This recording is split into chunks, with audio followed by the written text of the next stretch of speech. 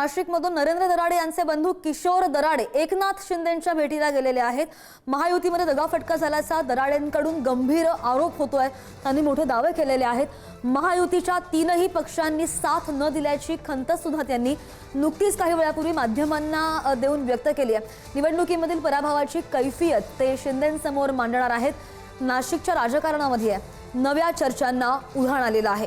या संदर्भात आणखी बोलूयात आमचे प्रतिनिधी किरण ताजणे आपल्या सोबत आहेत। किरण, किशोर दराडेंनी सुद्धा नुकतेच माध्यमांना प्रतिक्रिया दिली होती, मोठे दावे केलेले होते।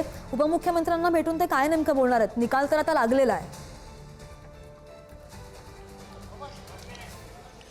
अगदी खरं, सुरुवातीपासूनच महायुतीच्या नेत्यांकडनं नरेंद्र दराडे यांची निवडणूक सुकर करण्यासाठी आणि त्यांचा विजय निश्चित आहे अशा स्वरूपाचा दावा केला जात असताना जे झालेलं मतदान आहे त्यामध्ये नरेंद्र दराडे पराभूत झालेले आहेत आणि महत्त्वाची बाब म्हणजे शिंदेंच्या शिवसेनेसह भाजपचे देखील मतं फुटल्याचा संशय व्यक्त केला जातोय।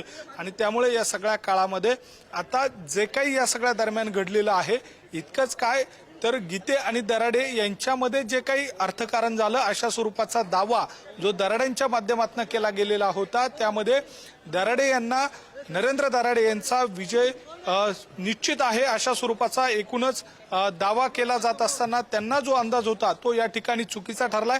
आणि त्यामुळे गीते विजयी झाल्यानंतर नेत्यांनीच विश्वासघात केल्याची भावना त्यांना व्यक्त करून दाखवलेली आहेत। आणि त्यामुळे थेट उपमुख्यमंत्री एकनाथ शिंदे यांना या सगळ्या निवडणुकीच्या दरम्यान घडलेल्या ज्या घडामोडी आहे ते पाहता या ठिकाणी कैफियत मांडली जाणार आहेत। या सगळ्या दरम्यान कुणी दगाफटका केला, काय नेमकं घडलं हे सगळं सांगितलं जाण्याची शक्यता आहे। अशा सगळ्या परिस्थितीमध्ये आता किशोर दराडे जे आमदार आहेत ते आता या सगळ्या दरम्यान उपमुख्यमंत्री एकनाथ शिंदे यांची भेट घेणार आहे। आणि त्या सगळ्या दरम्यान पराभवाची नेमकी कारण काय आहे, कोणी या सगळ्या दरम्यान विश्वासघात केला, नरेंद्र दराडे यांचे चिरंजीव कुणाल दराडे यांनी तर केसांनी गळा कापला अशा स्वरूपाची प्रतिक्रिया दिली। त्यामुळे हे सर्व पाहता आता दराडेंकडनं या सगळ्या संदर्भामध्ये उपमुख्यमंत्री एकनाथ शिंदे यांना काय सांगितलं जातं हे सुद्धा पाहणं महत्त्वाचं ठरणार आहे। महायुती एक संघ आहे अशा स्वरूपाचा दावा सुरुवातीपासूनच केला जात असताना यामध्ये या सगळ्या नाशिकची घडामोड पाहता महायुतीमध्ये वादाची ठिणगी पडण्याची देखील शक्यता नाकारता येत नाहीये।